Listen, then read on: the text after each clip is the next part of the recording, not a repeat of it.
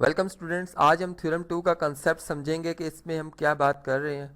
इस तरह से कि आपको ये ट्रायंगल नज़र आ रही है, जैसे अब इसमें मैंने मेजरमेंट के हवाले से दो साइड की मेजरमेंट लिख दी है। ठीक है, अब आपसे ये क्वेश्चन है कि जो इसकी थर्ड साइड होगी, इन जनरल बात करें, इस ट्रायंगल को देखा जाए या कोई ओवरऑल कोई भी बात की जाए, तो आपने बताना होगा कि इस थर्ड साइड की मेजरमेंट क्या पॉसिबल हो सकती है। ठीक है, तो इस थ्योरम की बेस पर हम ये बात कर सकते हैं कि जो ए है, ठीक है, इसकी मेजरमेंट जो है वो इन दो साइड्स के सम, जो कि हमारे पास एक साइड हमारे पास 5 बन रही है, ठीक है, 5 सेंटीमीटर, दूसरी 2 सेंटीमीटर, इनका सम बनता है जी 7 सेंटीमीटर। ये 7 सेंटीमीटर से ज़्यादा नहीं हो सकती। ठीक है, यानी दो साइड का सम हमेशा तीसरी साइड से ग्रेटर होना चाहिए। और दूसरी बात कि ए जो है इसकी मेजरमेंट जो है इन दोनों साइड्स के डिफरेंस से कम नहीं होनी चाहिए, ये भी एक और बात है। तो यहाँ पे अगर आप देखें तो 5 और 2 का अगर डिफरेंस देखा जाए तो ये 3 सेंटीमीटर बनता है। तो यहाँ से हम इस थ्योरम की बेस पे ये बात कर सकते हैं कि जो ए हमारे पास साइड होगी, थर्ड साइड, वो दो साइड के सम से कम होती है और दो साइड के डिफरेंस से ज़्यादा होनी चाहिए। तो ये एक हमारे पास यहाँ पर एक रीज़न था। अब इस थ्योरम को स्टार्ट करते हैं। इसकी बेस पर हम इस थ्योरम की जो हमने यहाँ पर रिजल्ट प्रूव करना है वो ये है कि हमारे पास जो साइड्स हैं, जैसे आपको नज़र आ ही रही हैं, स्मॉल ए, बी और सी, तो हमने ये प्रूव करना है कि अगर आप ए और बी का सम कर रहे हैं, ठीक है, तो ये फिर सी से क्या होगा जी, ग्रेटर होगा। ठीक है, या इसी तरह से इसी बात को मैं इस तरह से कह सकता हूँ कि अगर आप ए और सी साइड का सम कर रहे हैं तो ये फिर क्या होना चाहिए, बी साइड से ग्रेटर होना चाहिए। और इसी तरह से अगर हमारे पास जी ए सॉरी बी और सी साइड आ रही है, चूंकि ये रिपीट हो रहा है, बी और सी अगर साइड अब हम सम कर रहे हो तो ये अब किससे ग्रेटर होनी चाहिए जी, ए साइड से। ठीक है, तो ये आज के इस थ्योरम में हमने प्रूव करना है। एक क्वेश्चन आपसे करते हैं इसी से रिलेटेड, ताकि इसको हम और अच्छे तरीके से समझ सकें। यहाँ पे मैंने एक क्वेश्चन इस तरह से बनाया कि अगर एक आपने ट्रायंगल कंस्ट्रक्ट करनी है और आपको ये पॉसिबिलिटीज़, यानी आपको ये साइड्स बता दी गई हैं, तो इनमें से वो कौन सी साइड्स हैं, कौन सा रिलेशन है जो कि इस ट्रायंगल को कंस्ट्रक्ट कर सकता है।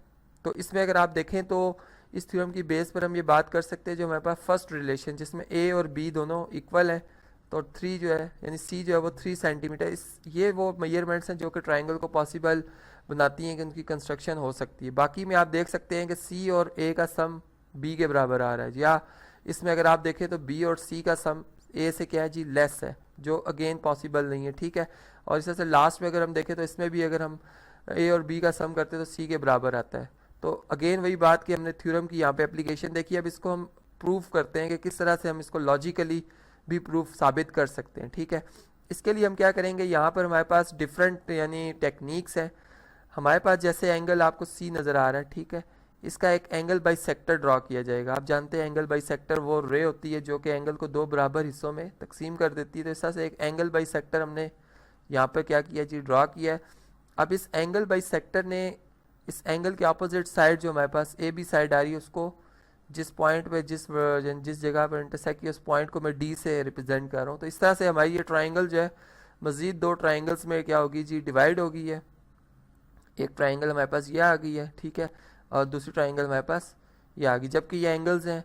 ठीक है, आप देख रहे हैं कि यहाँ पर चलें इसका कलर चेंज करते हैं। ये एक एंगल, ये दोनों एंगल्स जो है हमारे पास बराबर हैं। ठीक है, यानी जो आपको ये ग्रीन और रेड कलर में एंगल्स नज़र आ रहे हैं, चूँकि एंगल बाई सेक्टर हमने ड्रॉ किया था तो ये एंगल्स बराबर आ गए हैं। तो इसको मैं 1 से रिप्रेजेंट कर लेता हूँ, इसको मैं 2 एंगल कह देता हूँ। यहाँ पर ये जो एंगल हमारे पास आ रहा है इसको मैं 3 से रिप्रेजेंट कर लेता हूँ। ठीक है, अब आप जैसे कि कंस्ट्रक्शन मैंने की है, आप जानते हैं कि हमारे पास जो एंगल 1 है और एंगल 2 जो है मेजरमेंट के हवाले से ये दोनों क्या हैं जी, बराबर हैं।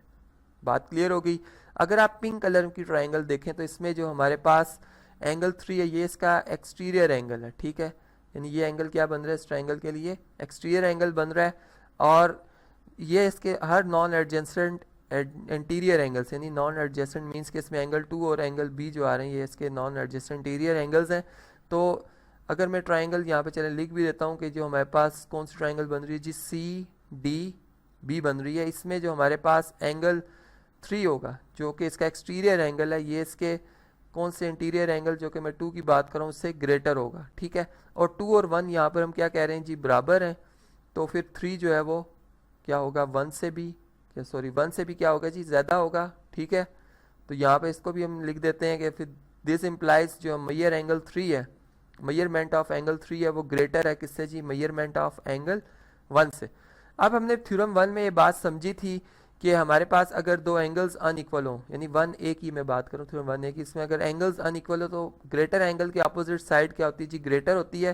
तो यहाँ पर हमारे पास जो ट्राइंगल जिसकी मैं बात कर रहा हूँ वो ग्रीन कलर में जो आपको नज़र आ रही है ADC ट्राइंगल, ठीक है।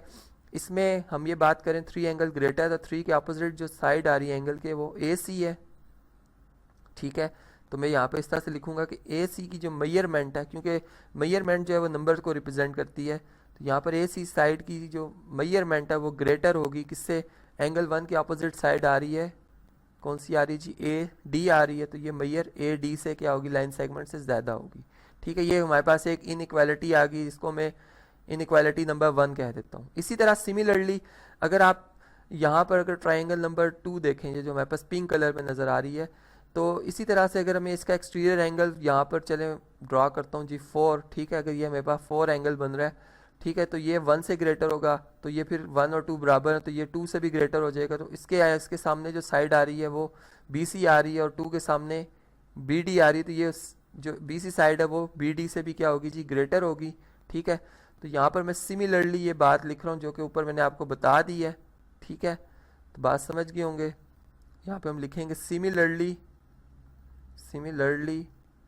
जो हमारे पास BC साइड है, लाइन सेगमेंट है, वो किससे ग्रेटर है जी, मेजर D से लेकर B लाइन सेगमेंट के, ठीक है।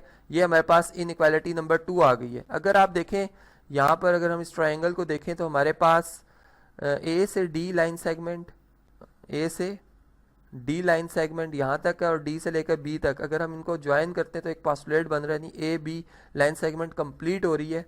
तो यहाँ पर अब मैं इसकी जगह क्या लिख सकता हूँ जी, यहाँ पर अगर हम ऐड कर लें दो इक्वेशंस को, इनइक्वालिटीज़ को अगर हम ऐड कर लें, चूँकि हम इनइक्वालिटी की प्रॉपर्टी जानते हैं कि अगर A, यानी यहाँ पर मैं इस तरह से कह सकता हूँ कि A अगर B से ग्रेटर है, ठीक है, और C अगर D से ग्रेटर है, तो अगर मैं इनकी रिस्पेक्टिव साइड ऐड कर लूँगा A प्लस C, वो ग्रेटर रहेगा किससे जी, B प्लस D से। तो बिल्कुल यही प्रॉपर्टी मैंने यहाँ पे अप्लाई की है।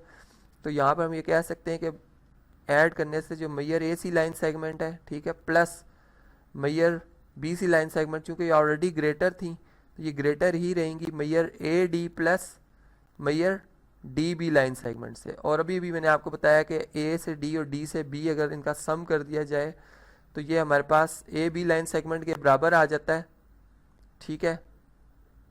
तो यहाँ पर हम इसको इस तरह से लिख देते हैं कि therefore major AC line segment plus major BC line segment ये ग्रेटर होगी किससे जी, मेजर AB लाइन सेगमेंट, क्योंकि D इनके इन बिटवीन आ रहा है और आप देख भी रहे हैं, बाय डायग्राम भी हम समझ रहे हैं।